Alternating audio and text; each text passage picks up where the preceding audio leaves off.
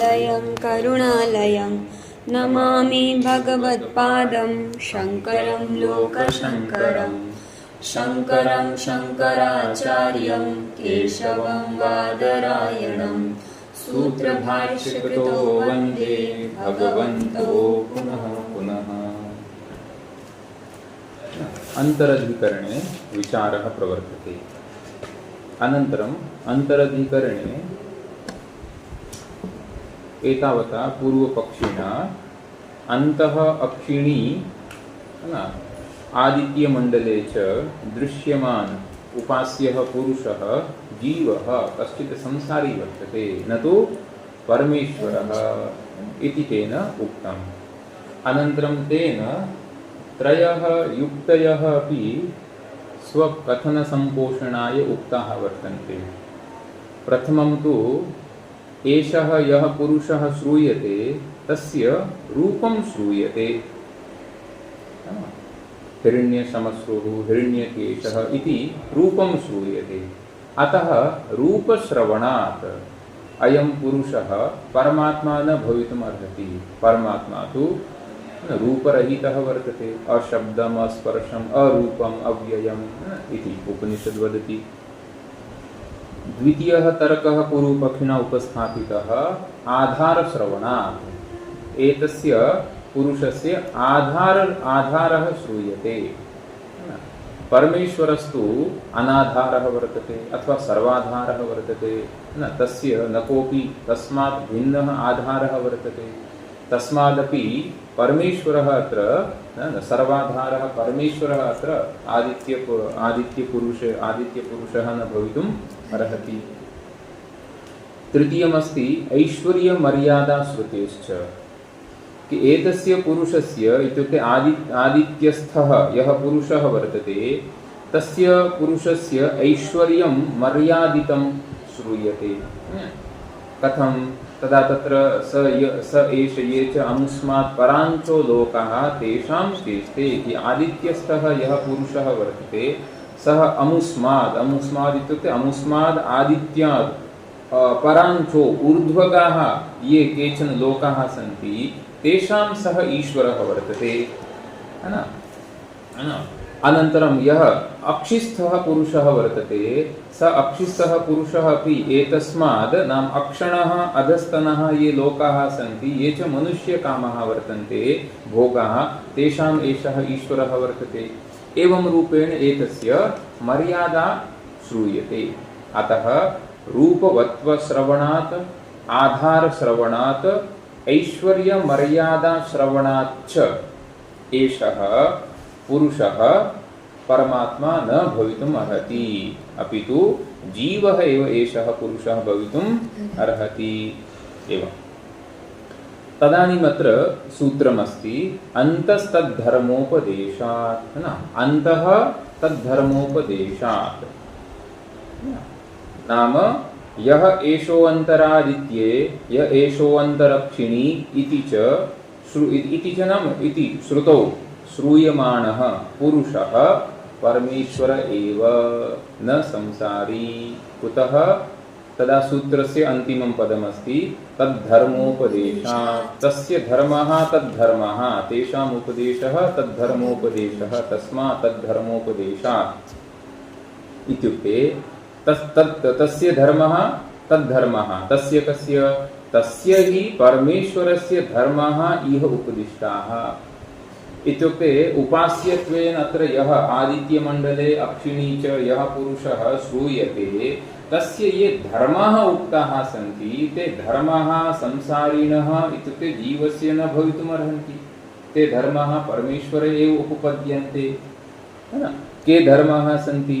तदानीं भाष्यकारः स्पष्टयन्ति तद्यथा तस्य उत इति नाम।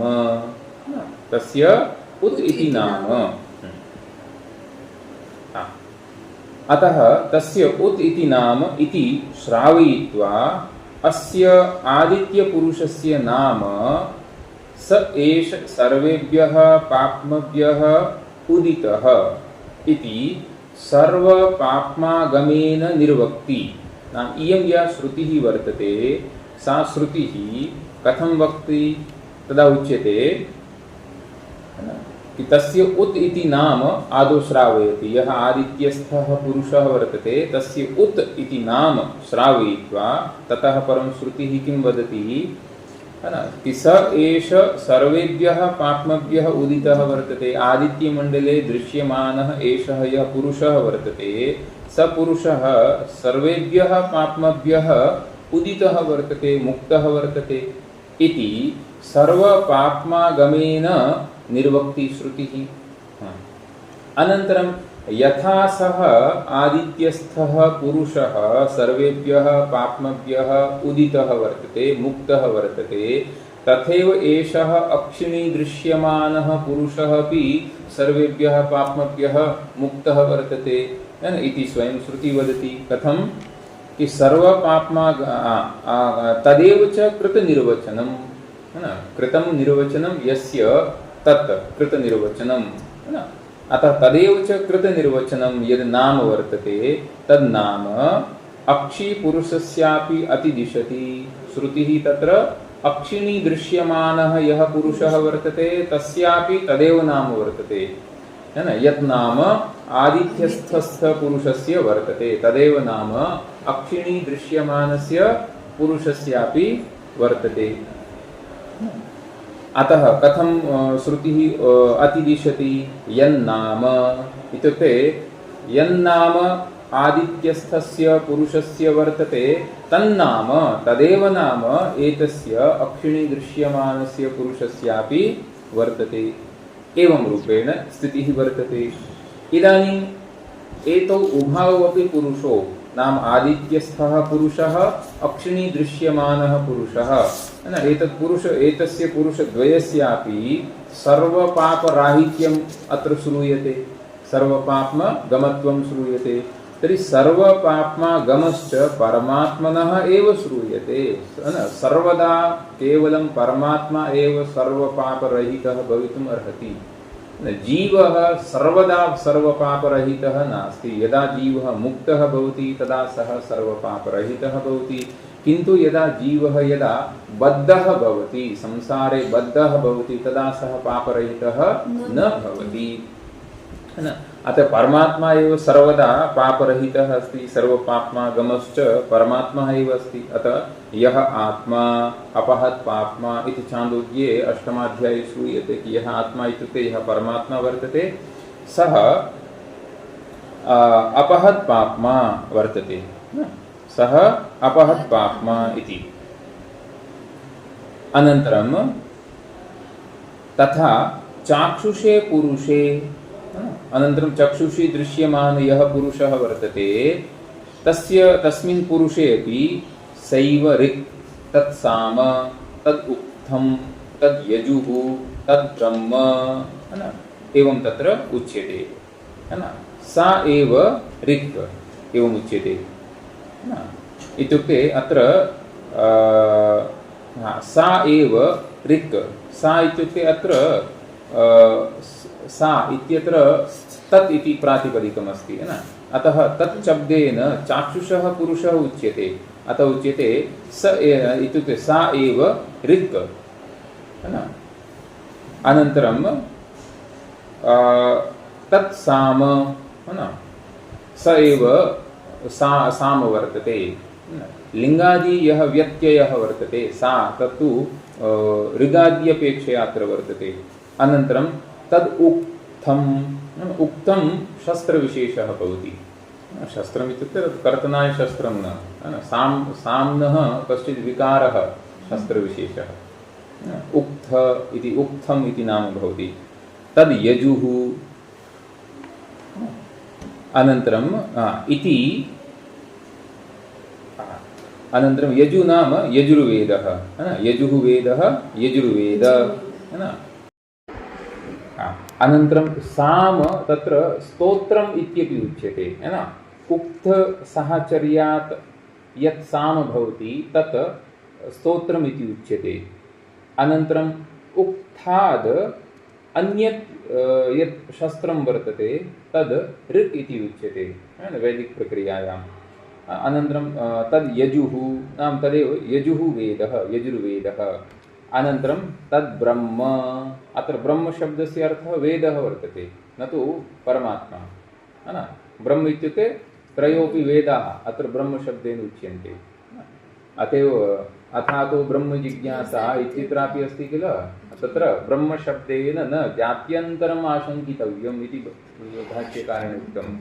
ब्रह्म इत्युक्ते वक्ष्यमाणलक्षण, जन्माद्यस्य यतः इति वक्ष्यमाणलक्षणं ब्रह्म अत्र ब्रह्मशब्देन ग्राह्यं, न तु ब्रह्मशब्देन ब्राह्मणजातिः अथवा वेदः अथवा प्रजापतिः अथवा वेद, अत्र तद् ब्रह्म इत्यत्र ब्रह्मशब्दः वेदवाचकः वर्तते, तत्र त्रयाणां वेदानां वाचकः शब्द तद् ब्रह्म इति ऋक् सामाद्यात्मकतां निर्धारयति। सा च इत्युक्ते एतत् सर्वं परमेश्वरः वर्तते, तर्हि एतादृशी या ऋक् सामाद्यात्मकता वर्तते सा च परमेश्वरस्य उपपद्यते, है न। परमेश्वर एव एतत् सर्वं भवितुमर्हति। कुतः? सर्वकारणत्वात्। परमेश्वरः ऋग्वेदादि शास्त्राणामपि कारणमस्ति, है न।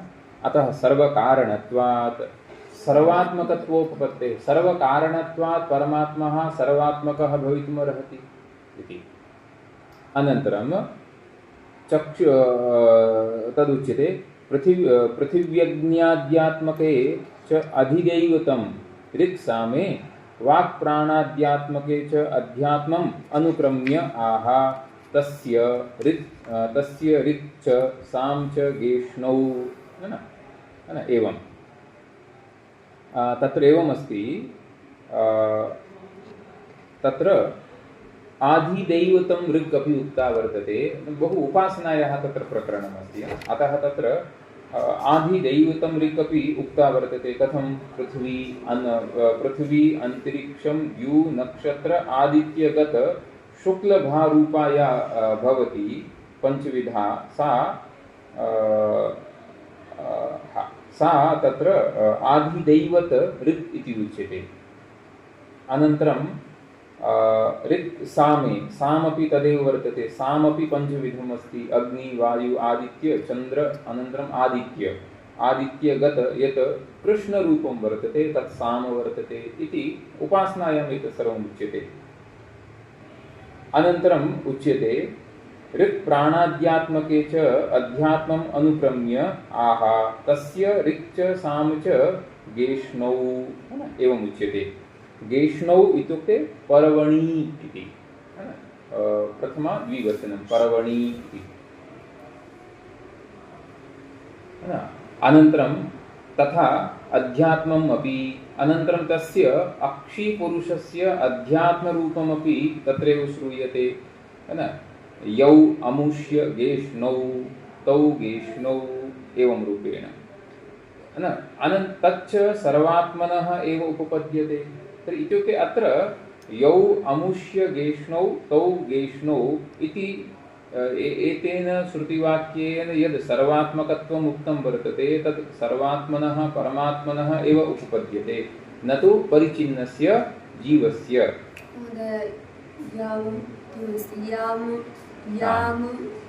यौ यावमुष्य, यौ अमुष्य इति सन्धिः अस्ति, अयादिसन्धिः वर्तते। यौ अमुष्य, यौ अमुष्य गेष्णौ तौ गेष्णौ एवं। एतत् किञ्चित् अत्र मूले पश्यतु, अहं मूले तव कृते दर्शयामि। अत्र उपासनायाः प्रकरणमस्ति, किञ्चित् जागरूकतया अधिगन्तव्यं। सः पुरुषः कीदृशः वर्तते? तर्हि सः सर्वेभ्यः पाप्मभ्यः उदितः, सः सर्वेभ्यः पाप्मभ्यः उदितः, उदेति हवै सर्वेभ्यः पाप्मभ्यो य एवं वेद। सप्तमः मन्त्रः वर्तते। अष्टममन्त्रः किं वदति? तस्य, है न, तस्य ऋक् साम च गेष्णौ, तस्य ऋक् अपि च साम, एतद् पक्षद्वयं वर्तते। कस्य इत्युक्ते एवं रूपेण यः नाम पुरुषः वर्तते, आदित्यमण्डले दृश्यमानः यः पुरुषः वर्तते, एतस्य पुरुषस्य एतद् पक्षद्वयं वर्तते। चिन्तयतु, अङ्गद्वयम् अस्ति, ऋक् अपि च साम, एतत् अङ्गद्वयं पक्षद्वयं वर्तते।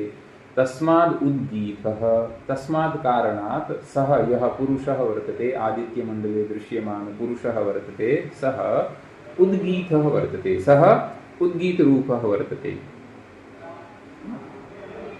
तस्मात् त्वेव उद्गाता, अनन्तरं तस्य उद्गीतस्य यः गायनं करोति सः उद्गाता इति उच्यते लोके। तस्य उद्गीतस्य, उद्गीतो नाम ओङ्कारस्य कश्चित् प्रकारविशेषः, तस्य उद्गीतस्य यः गायनं करोति सः उद्गाता। अनन्तरम् उच्यते एतस्य हि गाता स एष ये च अमुस्मात् पराञ्चो लोकः। अनन्तरम् एवम् उच्यते कि एषः यः उद्गाता भवति सः वस्तुतः उद्गाता इत्युक्ते उद्गीतस्य गायनं करोति, किन्तु वस्तुतः सः उत् इति गायनं करोति। उत् कः? उत् इति परमेश्वरस्य नाम वर्तते। वस्तुतः सः परमेश्वरस्य गायनं करोति इति। अनन्तरम् एषः यः पुरुषः वर्तते तस्य ऐश्वर्यमत्र श्रूयते कि स एष ये च अमुस्मात् पराञ्चो लोकाः, अमुस्मात् आदित्य लोकात् पराञ्चो ऊर्ध्व ये लोकाः सन्ति। अनन्तरं कीदृशाः ते लोकाः? यत्र चेष्टे सः शासनं करोति देवकामानाम्, इत्युक्ते यत्र देवानां कामनाः भवन्ति, इत्युक्ते देवाः तत्र जनाः देवाः भूत्वा तत्र स्वीयां कामनां पूरयन्ति। एतादृशः ऊर्ध्वलोकाः ये सन्ति तेषु लोकेषु एषः पुरुषः शासनं करोति इति अधिदैवतम्। एतद् तस्य अधिदैवतं रूपं वर्तते। अनन्तरम् अत्र अस्ति, पश्यतु, अथ अध्यात्मम्। तस्य अध्यात्मं रूपं किमस्ति? अध्यात्मं रूपम् इत्युक्ते अध्यात्मोपासना तस्य। तदा उच्यते तर्हि अध्यात्मोपासना वर्तते, तर्हि तस्य तु ऋक् अपि च साम, तस्य पर्वद्वयं गेष्णद्वयम् उक्तम् अस्ति। अत्र तस्य एतस्य चक्षुष अक्षिणी दृश्यमान पुरुषस्य ऋक् किम् अस्ति, साम किम् अस्ति? तदा उच्यते वागेव ऋक्, वाकेव एतस्य ऋक् वर्तते। प्राणः साम, अनन्तरं प्राण एव साम। तर्हि किम् आयातं? तदेतद् एतस्यां ऋचि अध्यूढम्। एषः यः अक्षिणी दृश्यमान पुरुषः वर्तते सः वाग्रूपे ऋचि अपि च प्राणरूपे सामनि अध्यूढम्, अधिष्ठितं वर्तते। इत्युक्ते ऋक् अपि च साम एतस्य आधारः वर्तते, तस्मिन् अध्यूढं वर्तते। साम च तस्मात् साम तस्मात् ऋचि अध्यूढं साम गीयते। अनन्तरम् एषः ऋचि अध्यूढं नाम अधिष्ठितं साम्नः एव अत्र गायनं क्रियते। अनन्तरं साम कथम् उच्यते? तदुच्यते वागेव सा प्राणः अमः तत्साम, इत्युक्ते साम इत्यत्रापि पदद्वयमस्ति, सा अम इति। तर्हि या वाक् वर्तते सा इति वर्तते, वागेव सा, साम इत्यत्र सा अम इति पदद्वयम्। तर्हि या वाक् वर्तते सा वर्तते। अनन्तरं प्राणोमः, प्राणः अमः, प्राण अमः वर्तते। अनन्तरं तत्साम, एतद्वयमपि मिलित्वा साम इति उच्यते। अनन्तरं प्रत्येकमपि अङ्गस्य पुनः एतद् ऋक् साम इति उच्यते। चक्षुरेव आत्मा, चक्षुरेव ऋक्, चक्षुरेव ऋक्, आत्मा साम, एवं रूपेण एतदायाति। अनन्तरम् अत्र आगच्छतु तृतीये मन्त्रे, अथ यदेतद् अक्षणः शुक्लं भाः, अक्षणः यद् शुक्लं भाः नाम शुक्लः यः प्रकाशः वर्तते सैव ऋक्, सा एव ऋक् वर्तते। तदेवमेव चिन्तयतु, यथा तैत्तिरीयोपनिषदि तदस्ति किल, आचार्यो पूर्वरूपम् उत्तररूपं विद्यासन्धिः संधानम्। इत्युक्ते कश्चित् यज्ञः भवति तर्हि तत्र यथा अङ्गानि भवन्ति तर्हि एतद् अध्ययनमपि वेदाध्ययनमपि यज्ञरूपमेव अस्ति। तर्हि पूर्वरूपं किमस्ति, उत्तररूपं किमस्ति, सन्धानं किमस्ति, एतानि सर्वाणि अङ्गानि तत्र निरूप्यन्ते उपासनाया प्रकरणे एतत्। अतः अत्र पश्यतु, अक्षणः यत् शुक्लं भाः सैव ऋक्, सा ऋक् वर्तते। अथ यन्नीलम्, अनन्तरं यन्नीलं रूपम् अस्ति तत् यन्नीलं परः कृष्णं तत्साम, तदेतदेतस्यां ऋचि अध्यूढं साम, तस्माद् ऋचि अध्यूढं साम गीयते, एतत् सर्वम्। अनन्तरं पञ्चमे मन्त्रे आगच्छतु, अत्र उच्यते अथ यः एषो अन्तरक्षिणी पुरुषो दृश्यते, अन्तः अक्षिणी नेत्रयोः मध्ये यः पुरुषः दृश्यते सैव ऋक्, स एव ऋक् वर्तते। तत्साम, तदेव साम वर्तते। तदेव उक्थमपि वर्तते। अनन्तरं तद्यजुः तद्ब्रह्म, एषः मन्त्र इदानीम् अत्र भाष्ये आगतः वर्तते। तद्ब्रह्म, तदेव वेद वर्तते। अनन्तरम् उच्यते तस्य एतस्य तदेव रूपं, नाम एतस्य अक्षिणी दृश्यमानस्य तदेव रूपं, यद् अमुष्य रूपं, यद् आदित्यान्तर्गतस्य पुरुषस्य रूपमस्ति तदेव रूपम् अक्षिणी दृश्यमानस्य पुरुषस्य वर्तते। अनन्तरं यौ अमुष्य गेष्णौ, अनन्तरम् आदित्यमण्डले दृश्यमानस्य पुरुषस्य यत् पक्षद्वयं वर्तते, किम्, एकः ऋक् पक्षः, एकः साम पक्षः। तर्हि यौ अमुष्य गेष्णौ, यौ अमुष्य इत्युक्ते आदित्यमण्डले दृश्यमानस्य पुरुषस्य गेष्णौ पर्वणि यौ स्तः, तौ गेष्णौ एतस्य अक्षी दृश्यमानस्य पुरुषस्यापि वर्तेते। अनन्तरं यन्नाम तन्नाम, यन्नाम आदित्यमण्डले दृश्यमानस्य पुरुषस्य वर्तते उदितः, उत् इति नाम, तदेव नाम एतस्य चक्षुषी दृश्यमानस्य पुरुषस्यापि तदेव नाम वर्तते। अतः यौ अमुष्य गेष्णौ तौ गेष्णौ, एतस्य पुरुषस्यापि तौ एव गेष्णौ। यन्नाम आदित्यमण्डलस्थस्य पुरुषस्य वर्तते तदेव नाम चक्षुषी दृश्यमानस्य पुरुषस्यापि वर्तते। एतदत्र उक्तमस्ति। इदानीं किञ्चित् अवगतं, यौ अमुष्य गेष्णौ तौ गेष्णौ इति।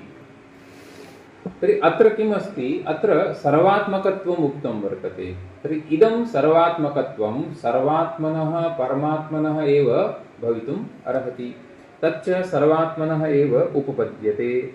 अनन्तरं सप्तमः मन्त्रः, षष्ठः मन्त्रः वर्तते सप्तमे खण्डे पुनः, पश्यतु, अग्रिमः एव मन्त्रः वर्तते। स एष, ये नाम यः चक्षुषी दृश्यमान पुरुषः वर्तते तस्य ऐश्वर्यं कीदृशं वर्तते, तद् ऐश्वर्यं एतस्मिन् षष्ठे मन्त्रे उक्तमस्ति। स एष ये च एतस्माद् इत्युक्ते चक्षुषः अर्वाञ्चो लोकाः अधो लोका ये सन्ति तेषां चेष्टे, तेषां सह शासनं करोति, मनुष्यकामानां, यत्र मनुष्यस्य कामनाः याः भवन्ति तदुपरि शासनं क्रियते तेन। अनन्तरं लोके एवमस्ति, कथं तदुच्यते, तत् ये इमे, एवमस्ति, तद्ये, तत् ये, किन्तु सन्धिकार्यात् तत्र किं जातं, कथं सन्धिः अस्ति, तत् य इमे इत्युक्ते ये इमे इति भवति। य इमे अयादि संधि भवति किल, प्रक्रिया ज्ञायते, ये इमे अयादि संधि भवति किल, यकारस्य लोपः, यकारस्य लोपः, लोपः शाकलस्य भवति किल, ए अस्ति अनन्तरम् अग्रे इ अस्ति, तर्हि अय इति रूपं भवति किल, तर्हि यकारस्य लोपः भवति। तर्हि तद् य इमे इत्युक्ते ये इमे वीणायां गायन्ति एतं ते गायन्ति। इदानीं लोके एवं दृश्यते, किं कि कदाचित् कश्चित् जनः एवं वीणायां गायनं करोति। गायनम् इत्युक्ते अन्यस्य प्रशंसां करोति। तर्हि वस्तुतः अन्ततो गत्वा सः यत्किमपि गायति तस्यैव गायनं करोति, है न? सर्वेपि शब्दाः परमात्मवाचकाः इति कृत्वा स वस्तुतः तस्यैव गायनं करोति। अतः तद्य इमे वीणायां गायन्ति एतं ते गायन्ति तस्मात् ते धनसन्नयः, है न? धनसन्नय इत्युक्ते धनवन्तः भवन्ति इति, धनसन्नयः एवम्। एतदेव अत्र उच्यते कि तद्य इमे वीणायां गायन्ति एतं ते गायन्ति तस्मात् ते धनसनयः इति च लौकिकेष्वपि गानेषु अस्यैव गीयमानत्वं दर्शयति, है न? लौकिकेषु गानेषु अपि अस्यैव गीयमानत्वम् अत्र श्रुतिः दर्शयति, है न? तच्च परमेश्वर परिग्रहे घटते। अस्माभिः यत्किमपि पूज्यते, यत्किमपि उपास्यते तद् वस्तु अन्ततो गत्वा वस्तुतः परमात्मनः एव उपासना वर्तते। तदेव अत्र उच्यते भाष्यकारेण, तच्च परमेश्वर परिग्रहे घटते। कथं?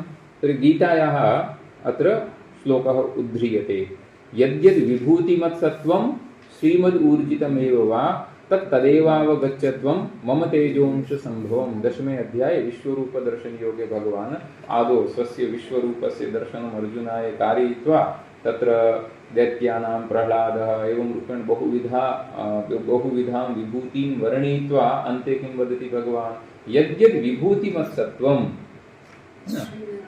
श्रीमद् ऊर्जितमेव वा, है न?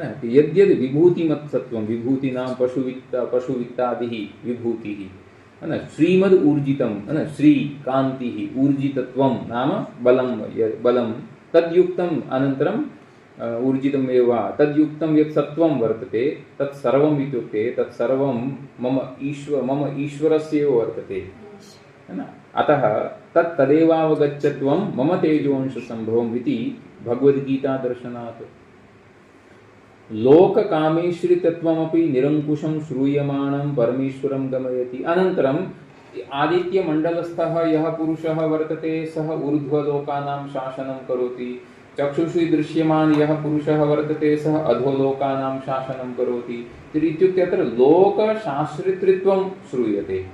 तर्हि लोकानां यत् लोककामेश्वरितत्वमपि कीदृशं निरङ्कुशं स्वातन्त्र्येण यत् श्रूयमाणम् इत्युक्ते लोकानां शासनमपि तस्य कस्यापि अधीने भूत्वा तस्य शासनं नास्ति, स्वातन्त्र्येण तस्य शासनम् अस्ति। इत्युक्ते निरङ्कुशं यत् लोककामेश्वरितत्वं वर्तते तदपि परमेश्वरं गमयति। आदित्यपुरुषः परमेश्वरः इत्येव गमयति, बोधयति इति अत्र सिद्धान्तः वर्तते। अतः यः एषो अन्तरादित्ये इत्यत्र श्रूयमाणः यः हिरण्यशमश्रु हिरण्यकेशः यः पुरुषः वर्तते सः पुरुषः परमेश्वरः वर्तते। अनन्तरं य एषो अन्तरक्षिणी पुरुषो दृश्यते, अक्षिणी अन्तः यः पुरुषः दृश्यते सोऽपि परमेश्वर एव इति सिद्धान्तः वर्तते। इदानीं पूर्वपक्षिणा तत्र त्रयः आपत्तयः प्रदर्शिताः आसन्। यदि अत्र एषः पुरुषः परमेश्वरः स्वीक्रियते तर्हि एतस्य पुरुषस्य तु रूपं श्रूयते, परमेश्वरस्य तु रूपं न भवितुमर्हति। तर्हि एकं तु एतस्य समाधानं करणीयं। द्वितीयम् एषः यः पुरुषः वर्तते तस्य आधारत्वेन किमपि श्रूयते, परमेश्वरस्तु निराधारः वर्तते अथवा सर्वाधारः वर्तते, तर्हि तस्यापि समाधानं करणीयम्। तृतीयः पूर्वपक्षिणा पक्षः उद्भावितः ऐश्वर्यमर्यादा श्रुतेश्च। अत्र एतस्य पुरुषस्य यद् ऐश्वर्यं श्रूयते तद् ऐश्वर्यं मर्यादितमस्ति, सीमितमस्ति। परमेश्वरस्य तु ऐश्वर्यं निरङ्कुशं वर्तते, अपरिमितं वर्तते।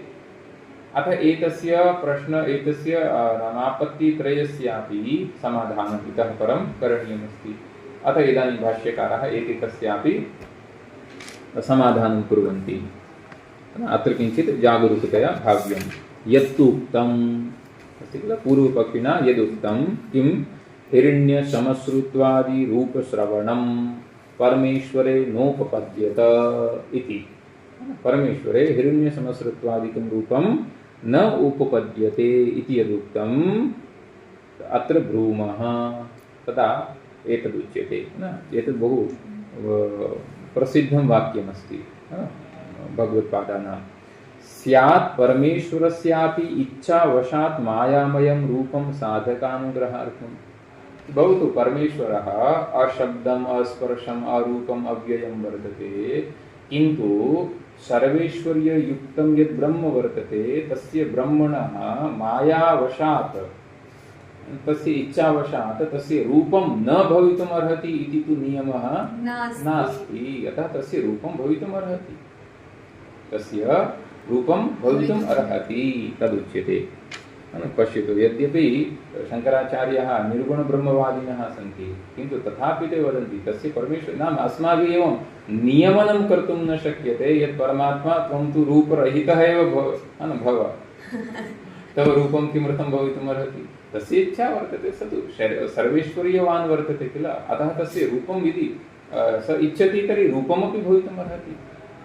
तदेव अत्र उपरि उक्तं किल विश्वरूपदर्शनयोगे भगवता यद्यद् विभूतिमत्सत्त्वं त्वं मयि अर्जुन त्वं पश्यसि तत् सर्वं मदीयमेव रूपमस्ति। अतः भाष्यकारः वदन्ति स्यात् परमेश्वरस्यापि इच्छावशात् मायामयं रूपं परमेश्वरस्य भवितुम् अर्हति। किमर्थं मायामयं रूपं परमेश्वरस्य? परमेश्वर इत्युक्ते परमेश्वरस्य इच्छावशात् इत्युक्ते परमेश्वरस्य इच्छा पूर्णा नास्ति वा? तदा उच्यते न, तथा नास्ति। परमेश्वरः पूर्णकामः वर्तते, तथापि साधकानुग्रहार्थं ये साधकाः सन्ति, ये भक्ताः सन्ति तेषाम् अनुग्रहार्थं, तेषां कृपार्थं परमेश्वरः रूपमपि धारयति। अनन्तरं पुराणेषु अपि बहुत्र एतस्य वर्णनमस्ति। विष्णुपुराणे महाभारतस्य एतद् पद्यमस्ति। माया ह्येषा मया सृष्टा यन्मां पश्यसि नारद, हे नारद, त्वं यत् मां पश्यसि इत्युक्ते येन रूपेण मां पश्यसि एषा वस्तुतः मदीया माया वर्तते, इत्युक्ते मदीयमेव मायिकं रूपं वर्तते।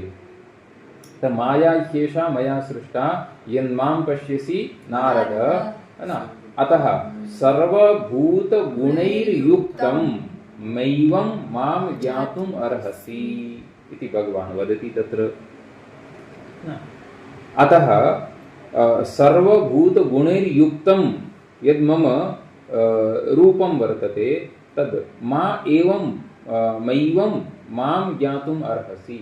अतः मदीयं यद् रूपं वर्तते तद् केवलम् एवम् एकम् अथवा सीमितं रूपं नास्ति। अतः त्वं यद् रूपं मम पश्यसि तदेव मम रूपम् अस्ति, तद्भिन्नं किमपि रूपं मम न भवितुम् अर्हति इति तु नास्ति। अतः परमेश्वरस्यापि रूपं भवितुम् अर्हति। एतदेव अन्यत्रापि उच्यते। इदानीं मया तत् न स्मर्यते। एकं पद्यमस्ति, एतत् शङ्करभाष्यमस्ति। एतस्य भाष्यस्य उपरि अप्पै दीक्षितवर्याः, अप्पै दीक्षिताः, दीक्षिताः कथं भवति भोः? दीक्षितारः इति बहुवचने भवति किल? दीक्षितवर्याः। अस्तु, दीक्षितवर्या इति साधयितुं शक्यते। कदाचित् दीक्षितारः ऋकारान्तपदमस्ति, दीक्षित्री इति, तद् द्रष्टव्यं रूपं। तैः कल्पतरु इति व्याख्यानं लिखितमस्ति। इदं यद् शाङ्करभाष्यमस्ति तस्य उपरि कल्पतरु इति व्याख्यानमस्ति तेषाम्।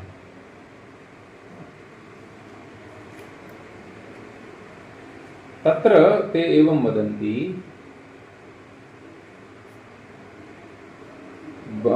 मन्दास्ते अनुकम्प्यन्ते सविशेष निरूपणेन कि ये जनाः, ये साधकाः, ये उपासकाः निर्गुणं परं ब्रह्म ज्ञातुं न शक्नुवन्ति। यतोहि निर्गुणं किमपि वस्तु यद्भवति तद् सहजतया अस्माकं बुद्धौ न अधिरोहति।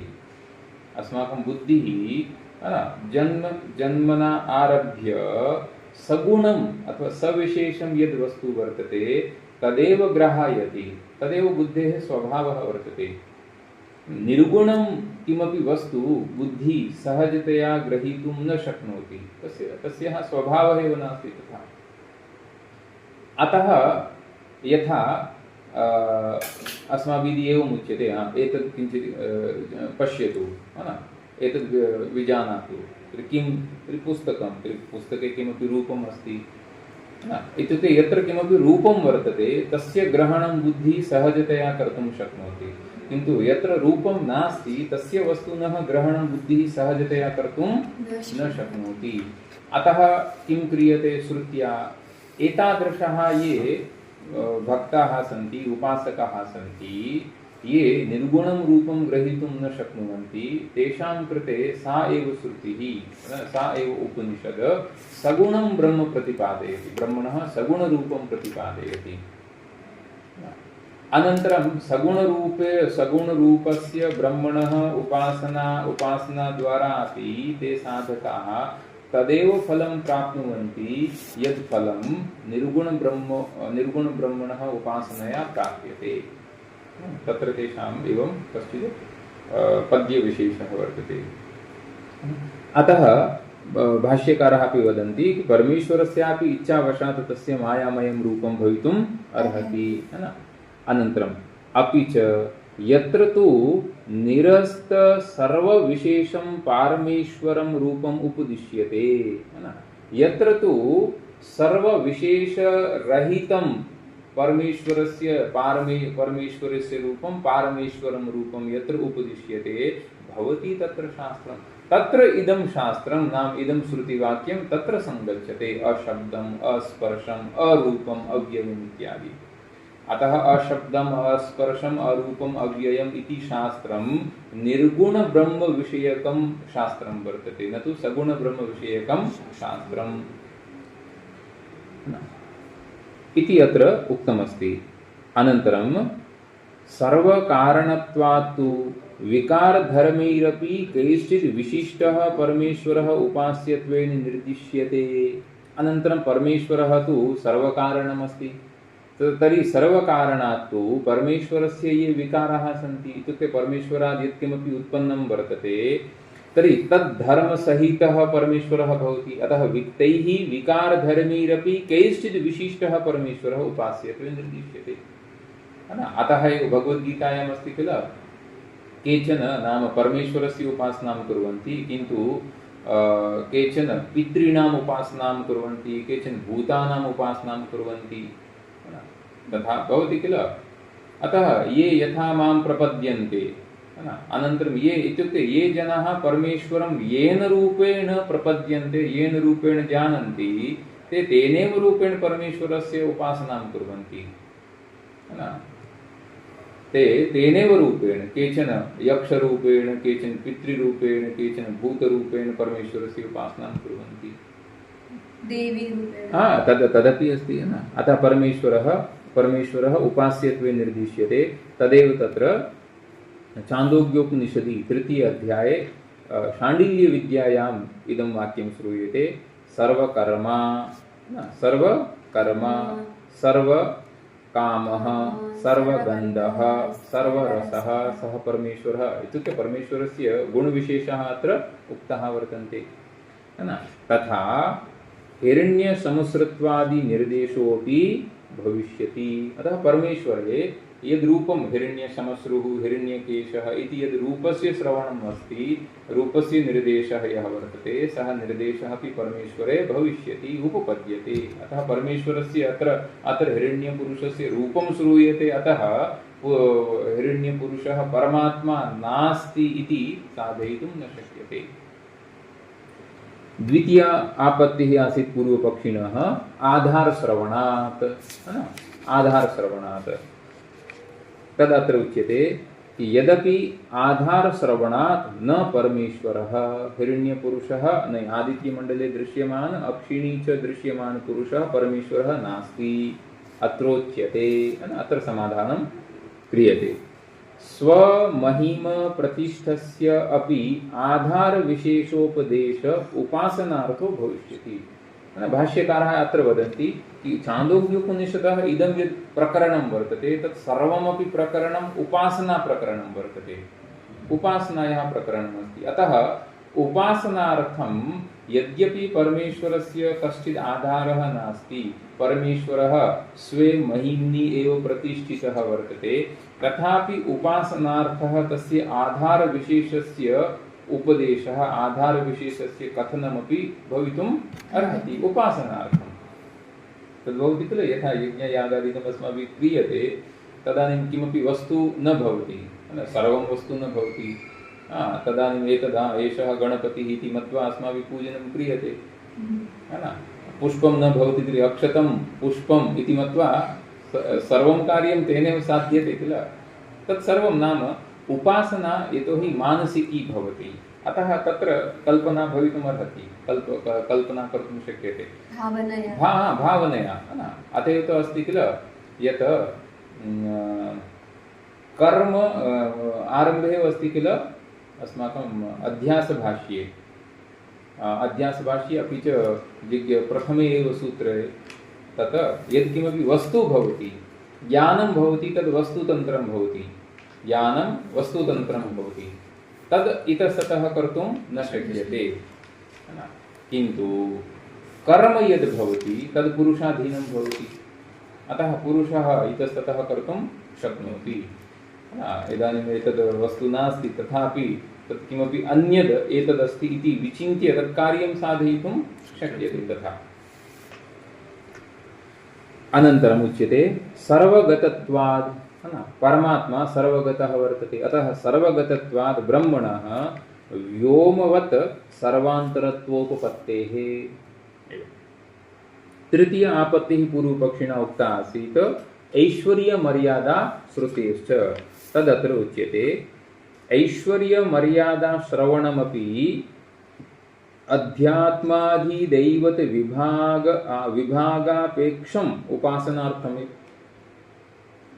ऐश्वर्य मर्यादा श्रवणम् यदस्ति तदपि तस्य परमेश्वरस्य अध्यात्मरूपम् एतदस्ति, आधिदैवतरूपम् एवम् अस्ति, एवं रूपेण तत्र विभागः प्रदर्शितः अस्ति, अतः विभागापेक्षम् उपासनार्थम् एव अस्ति, है न। उपासनार्थम् अस्ति। इदानीं पश्यतु, एकस्य एव परमेश्वरस्य यदि नाम अवतरणं भवति, तर्हि इदानीं अवतरणमस्ति तर्हि इत्युक्ते यस्मिन् काले अवतरणं वर्तते तस्मिन्नेव काले तेषां तत् कार्यम् अस्ति, ततः पूर्वं नाम शरीरं तु ततः पूर्वं नास्ति, न वा परः वर्तते। तर्हि इत्युक्ते सः परमेश्वरः तु नित्यः सर्वगतः वर्तते, इदानीं किमर्थं नास्ति तस्य शरीरं, तत् नाम एतत् विशिष्टं किमपि रूपं भवति, अध्यात्मरूपं भवति, अधिदैवतरूपं भवति, तर्हि तस्य ऐश्वर्यं तावदेव भवति, है न।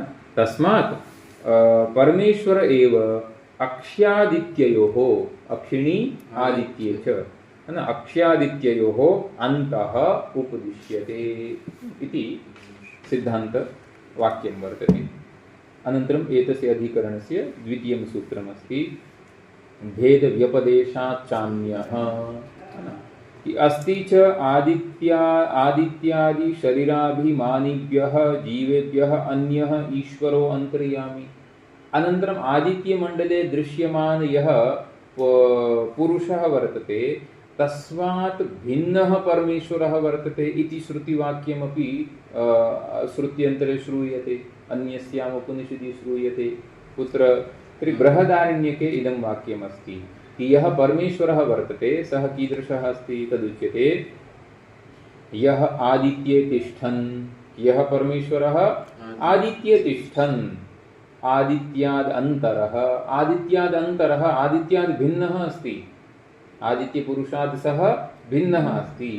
यम् आदित्यो न वेद, यद्यपि सः परमेश्वरः आदित्ये अस्ति, परमेश्वरः सर्वगतत्वात् सर्वत्र अस्ति, तर्हि आदित्ये अपि अस्ति। अनन्तरं सः आदित्यात् भिन्नः अस्ति, तथापि यद्यपि सः आदित्ये अस्ति तथापि यम् आदित्यो न वेद, आदित्यः तं न जानाति, न वेद। यस्य आदित्यः शरीरम्, अनन्तरं यस्य परमेश्वरस्य आदित्यः एव शरीरं वर्तते। यः आदित्यम् अन्तरो यमयति, अनन्तरं यः परमेश्वरः आदित्यस्य अन्तः स्थित्वा यमयति, आदित्यं यमयति, न सूर्यस्य नियन्त्रणं करोति। यमयति एष त आत्मा, एषः यः एतादृशः यः परमात्मा वर्तते सः परमात्मा त आत्मा, त इत्युक्ते तव आत्मा, ते आत्मा नाम तव आत्मा अंतर्यामी, सः पुरुषः अथवा सः परमात्मा कीदृशः वर्तते, अंतर्यामी, सः अंतर्यामी अस्ति, अन्तः स्थित्वा यमनं करोति, अमृतः, अमृतस्वरूपः वर्तते इति।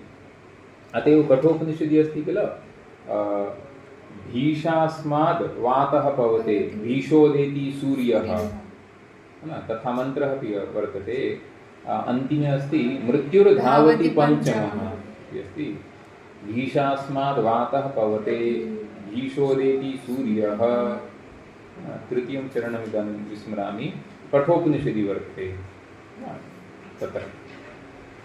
अतः भीषोदेति सूर्यः, सूर्यः अपि यस्य भयात् नाम यस्य कारणात् उदेति नाम स्वप्रकाशन रूपं कार्यं करोति, तद् कठोपनिषदि वर्तते। अनन्तरं मृत्युर्धावति पञ्चमः, यः मृत्युः वर्तते सः मृत्युरपि सर्वेषां भक्षणरूपं यत् कार्यं तस्य परमेश्वरस्य एव कारणात् करोति। अतः सर्वकारणकारणत्वं परमेश्वरस्य इति कठोपनिषदि तस्मिन् मन्त्रे उच्यते। तत्र हि आदित्याद् अन्तरो यम् आदित्यो न वेद इति वेदितुः आदित्याद् विज्ञानात्मनः, वेदिता वर्तते आदित्य, आदित्याद् सः वर्तते विज्ञानात्मा, विज्ञानात्मा नाम जीवः। तस्माद् अन्यः अंतर्यामी, तस्माद् अन्यः यः अंतर्यामी परमेश्वरः वर्तते सः परमेश्वरः स्पष्टं निर्दिश्यते। तत्र बृहदारण्यके स्पष्टरूपेण निर्दिश्यते। स एव इहापि अंतरादित्ये पुरुषो भवितुम् अर्हति, स एव पुरुषः अत्रापि अंतरादित्ये भवितुम् अर्हति श्रुति सामान्यात्। तस्मात् परमेश्वर एव यः उपदिश्यत इति सिद्धम् इति अस्माकम् अन्तरधिकरणमस्ति। ततः परम् आकाशाधिकरणमस्ति। मन्ये अत्र एकमेव सूत्रमस्ति आकाशाधिकरणम्।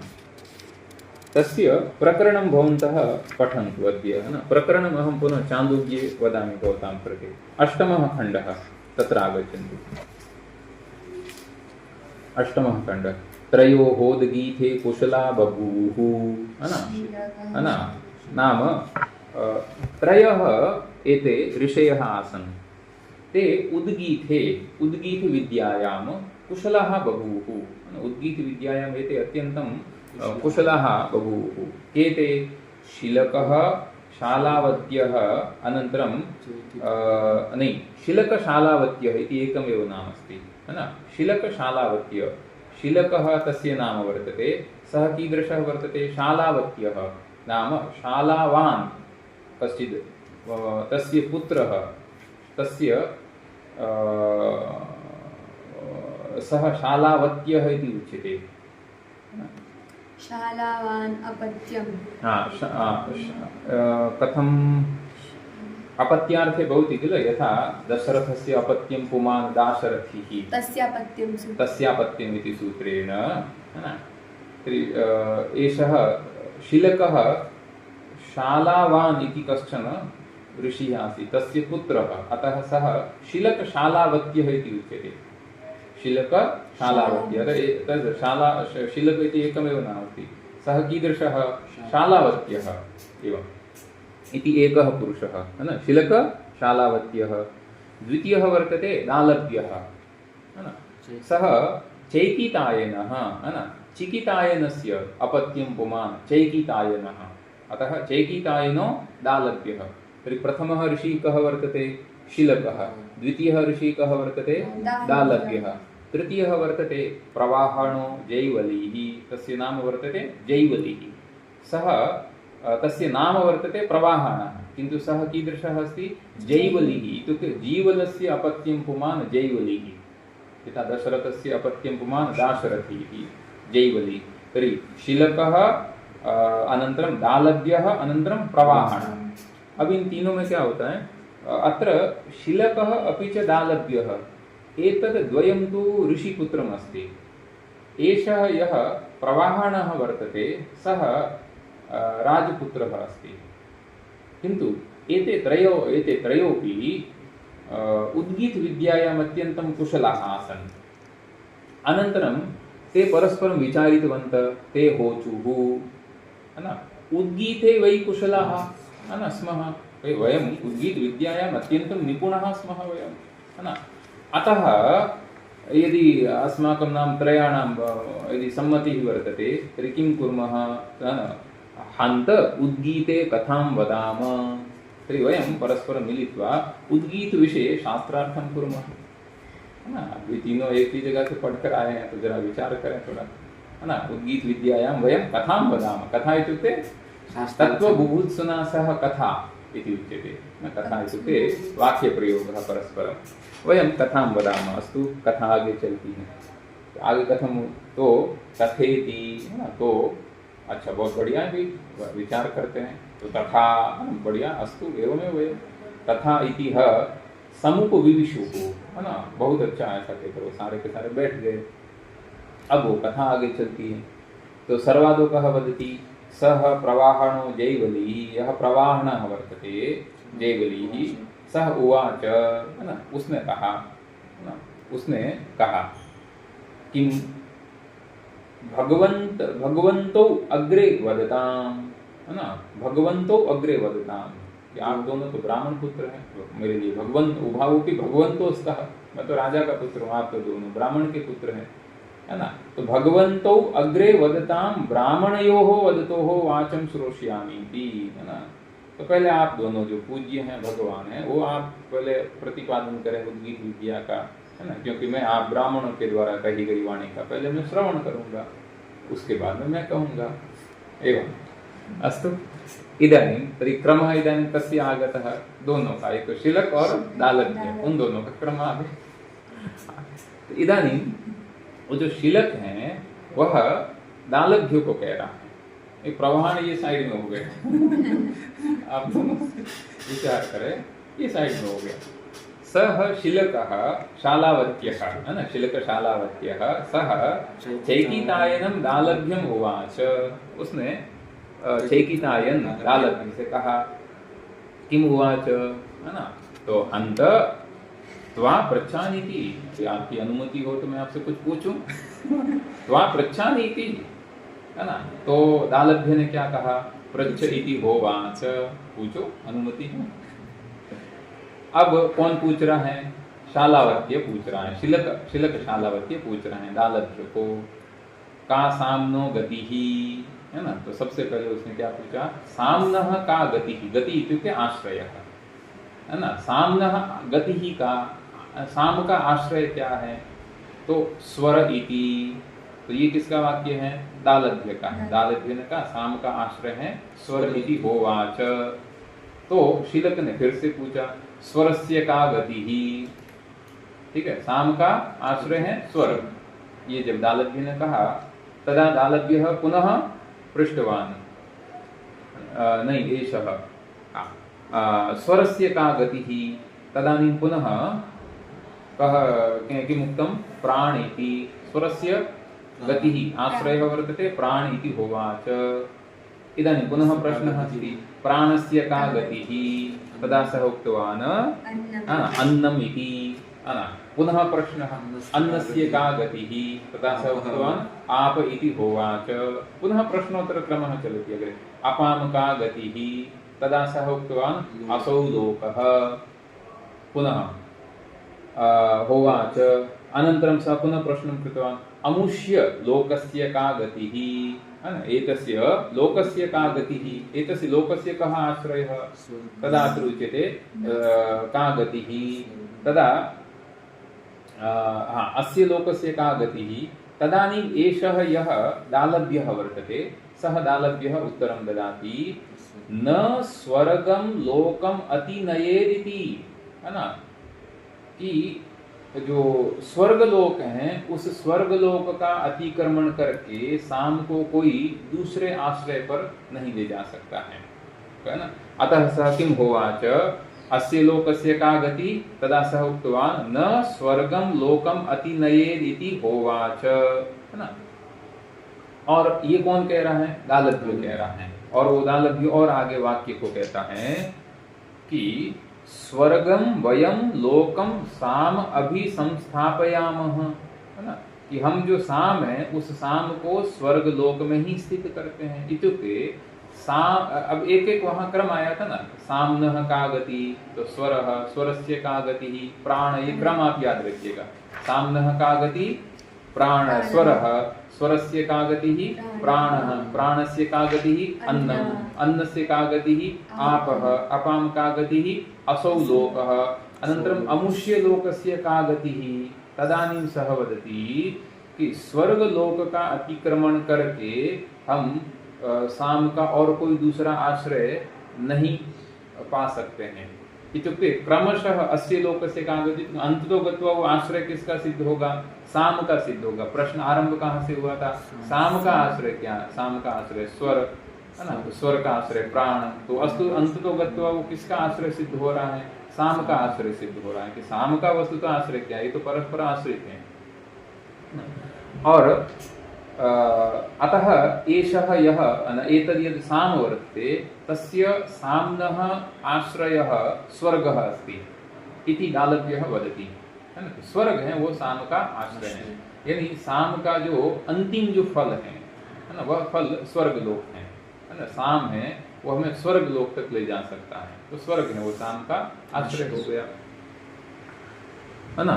स्वर्गम संस्थाव संस्थावम ही सामेति, है ना, क्योंकि साम है उस साम की स्वर्ग रूप से ही स्तुति की गई है। अब ये दालभ्य ने कहा, किसको कहा? शिलक को कहा, ठीक है।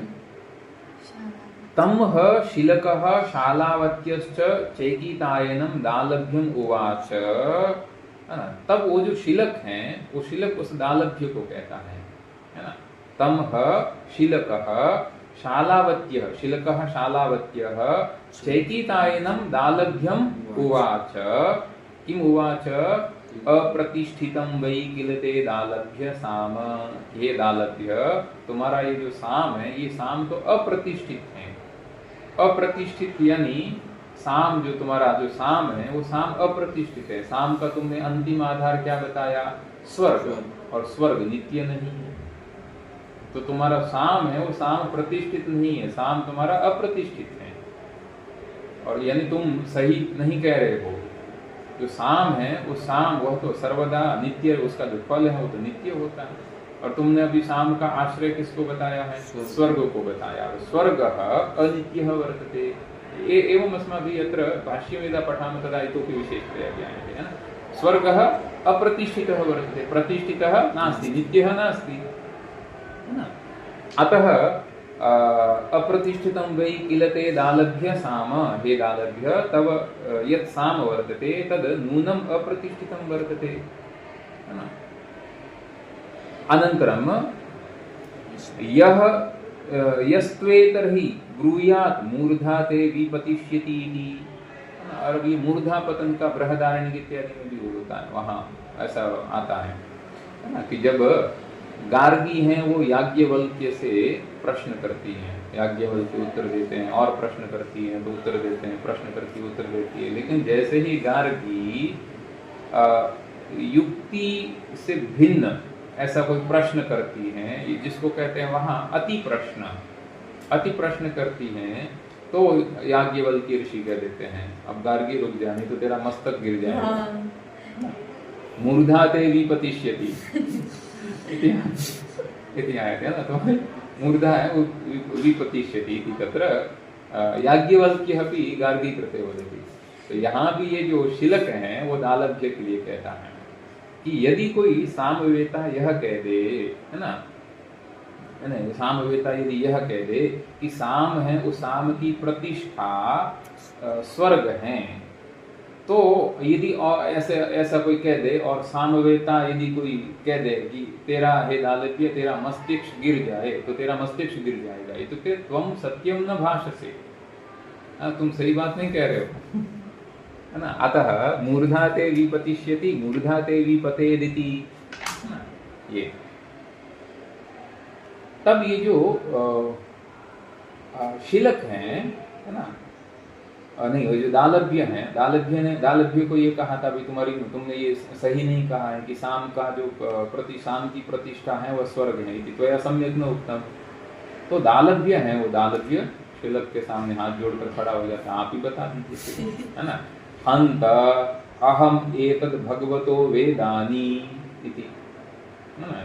तो ये जो बात है कि सामनः आस गति ही का एतद अहम भगवतः वेदानी, मैं आपसे ही जानना चाहता हूँ, कृपा करके आप ही बता दीजिए। वेदानी इति, है ना? तो विद्धि की होवाच, तो शिलक ने क्या कहा? विद्धि इति, ठीक है, जान लो मुझसे। विद्धि इति होवाच। अनन्तरं सः किं वदति? तदा सः वदति अमुष्य लोकस्य का गतिः इति अयं लोक इति होवाच, है ना? अमुष्य लोकस्य का गतिः, तदानीम् एषः शिलकः वदति अयं लोकः, अयं लोकः एव अमुष्य लोकस्य गतिः वर्तते इति होवाच। अनन्तरं पुनः सः पृच्छति, इदानीं कः पृच्छति? दालभ्यः पृच्छति, उत्तरं कः ददाति? शिलकः। उत्तरं कः? शिलकः उत्तरं ददाति, है ना? तदानीम् अयं लोकः इति होवाच, अयं लोकः इति होवाच। इदानीं पुनः सः दालभ्यः पृच्छति अस्य लोकस्य का गतिः इति न प्रतिष्ठां लोकम् अतिनयेद् इति होवाच, है ना? इदानीं सः वदति वै अस्य लोकस्य का गतिः, तो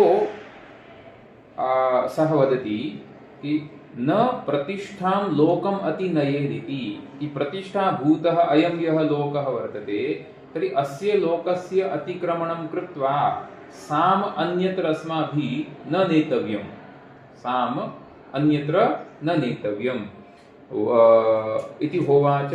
प्रतिष्ठां वयं लोकं साम अभिसंस्थापयामः इत्युक्ते अयं यः लोकः वर्तते इति सः वदति, है ना? कि अयं यः लोकः वर्तते, सः अयं लोकः एव साम्नः गतिः वर्तते, साम्नः गति, साम्नः प्रतिष्ठा अयं लोकः वर्तते।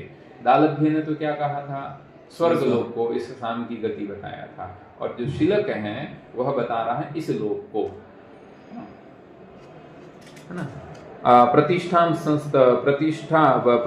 संस्थावम ही सामेति, है ना? साम का प्रतिष्ठा रूप से इस लोक का ही स्वयं श्रवण किया जाता है। अब ये जो दोनों आपस में से चर्चा कर रहे हैं, शिलक और दालभ्य, जो प्रवाहण है वो साइड में बैठा सुन रहा है। अब इसकी एंट्री होती है प्रवाहण की। सह किं वदति तमः प्रवाहणो जयवलिः उवाच, है ना? तो उस शिलक शालावत्य से प्रवाहण ने कहा, है ना? तमः प्रवाहणः जयवलिः उवाच अंतवद्वै किल ते शालावत्य साम, कि हे शालावत्य शिलक, तब यत् साम वर्तते तत्तु अंतवत् वर्तते। तुमने जो साम की जो गति बताई है वो इस लोक को, वो भी तो अंतवान है। अतः अंतवत्ते शालावत्य साम, इसलिए तुम भी क्या नाम है सही नहीं बता रहे हो साम की गति को, है ना? अतः यस्त्वेतर्हि ब्रूयात् मूर्धाते विपतिष्यति इति मूर्धाते विपतेदिति, है ना? तो ये जो शालावत्य है वो शालावत्य प्रवाहण से कहता है अंत अहम एतत् भगवतो वेदानी इति, है ना? तो मैं इस साम की गति क्या है इसको आप श्रीमान से ही जानना चाहता हूँ, है ना? तदा प्रवाहण वदति विद्धि की, है ना? तर्हि विद्धि की, है ना? हाँ ठीक है, जान लो। अब यहाँ आता है, अब ये जो पूछता है, कौन पूछ रहा है? अब शालावत्य पूछ रहा है। अस्य लोकस्य का गतिः, तदानीं सः प्रवाहणः वदति आकाश इति होवाच, अस्य लोकस्य का गति? आकाशः इति होवाच। और इस अधिकरण में इस आकाश पद का ही विचार करना कि एषः आकाशः कः? एतस्य लोकस्य गतिः आश्रयः आकाशः वर्तते। इतना कहकर प्रवाहण और आगे कहता है इति होवाच सर्वाणि हवा इमानि भूतानि आकाशादेव समुत्पद्यन्त आकाशं प्रत्यस्तं यन्ति आकाशोच्चैवेभ्यो ज्यायाम् आकाशः परायणम् एवं सः वदति। अनन्तरम् अग्रे एषा विद्या इतोपि मन्त्रत्रये इतोपि प्रचलति न। इदानीम् अस्माकं विचारः एतस्मिन् अधिकरणे अस्ति, एषः आकाशः कः? किमत्र आकाशपदेन आकाशशब्दस्य मुख्यार्थः भवति भूताकाशः, पञ्चमहाभूतेषु अन्यतमः एकः आकाशः। किम् एषः आकाशः आकाशशब्दवाच्यः अथवा आकाशशब्देन परमेश्वरस्य ग्रहणमत्र करणीयम् इति अत्र विचारः वर्तते। अतः अत्र एतस्मिन् अधिकरणे एकमेव सूत्रमस्ति, आकाशस्तल्लिङ्गात्, द्विपदात्मकं सूत्रम्, आकाशः तल्लिङ्गात्। आकाश अत्र अस्य लोकस्य का गति आकाशः इत्यत्र आकाश इति श्रूयमाणः शब्दः परमेश्वरवाचकः अस्ति। आकाशात्र परमात्मा वर्तते। कुतः? तल्लिङ्गात्। अत्र यानि लिङ्गानि इत्युक्ते आकाशादेव सर्वाणि भूतानि उत्पद्यन्ते, सर्वाणि भूतानि प्रत्यस्तं यन्ति। एतद् लिङ्गम् अस्ति, एतद् लिङ्गं परमेश्वरस्य एव अस्ति, भूताकाशस्य नास्ति। त्रिपदात्मकं सूत्रम् आकाशः तल्लिङ्गात्, द्विपदात्मकमेव तत्। वदत्रयं कथं? तस्य लिङ्गं तल्लिङ्गं तथा अस्ति, अतः द्विपदात्मकम् एवम्। अवगतम्? इदानीम् एतस्य विचारः अस्माभिः अत्र अधिकरणे क्रियते। किन्तु एवं रूपेण यदा उपनिषद् वाक्यं कथम् आयाति, साक्षात् यदि आकाश अस्य लोकस्य का गति आकाश इत्येव यदि पठ्यते तदानीं पूर्वापरसन्दर्भः बुद्धौ न आयाति। केन किम् उक्तं, तो एतत् सर्वं पठनीयमस्ति। अतः अस्माभिः एवं परम्परायाम् उच्यते, आदौ उपनिषद् भाष्यस्य अध्ययनानन्तरं सूत्रभाष्यस्य अध्ययनं क्रियते। उपनिषद् भाष्यस्य अध्ययनानन्तरम् एतस्य अस्तु, यथा अष्टाध्यायानन्तरं काशिका एवं श्रुतिस्मृतिपुराणानाम् आलयं करुणालयं नमामि भगवत्पादं शङ्करं लोकशङ्करं, शङ्करं शङ्कराचार्यं केशवं बादरायणं, सूत्रभाष्यकृतो वन्दे भगवन्तो पुनः पुनः।